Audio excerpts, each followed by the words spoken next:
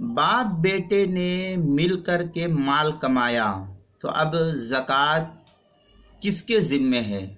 जबकि पैसा बाप के पास जमा हो रहा है तो ज़कात कौन दे?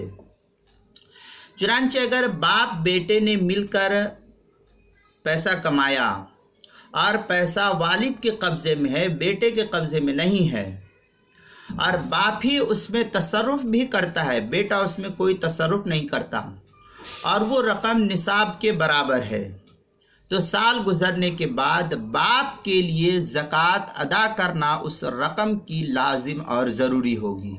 बेटा उस माल का चूँकि मालिक नहीं, इसलिए बाप के लिए ज़कात अदा करना लाजिम होगा, बेटे के लिए नहीं, क्योंकि उन पैसों का मालिक बाप है, बेटा नहीं है। और जिस पैसे की मिल्कियत जिस शख्स की हो, ज़कात का हुक्म उसी पर शरीयत कहती है कि होता है।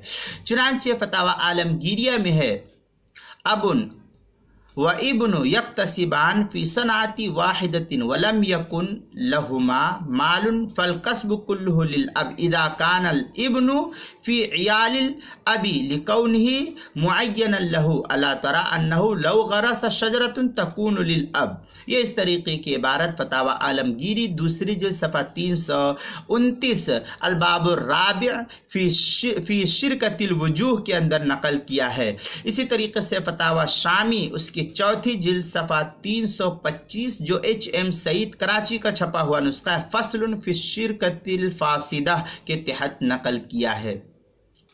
अब इसकी दूसरी सूरत यह है कि अगर बाप बेटे ने मिलकर पैसा कोई कमाया और हर एक ने अपना अपना पैसा तकसीम करके अपने अपने पास महफूज रख लिया और हर एक के पास निसाब के बराबर रकम है, तो हर एक आदमी को साल गुजरने के बाद अपनी अपनी रकम से ज़कात अदा करना लाजिम होगा।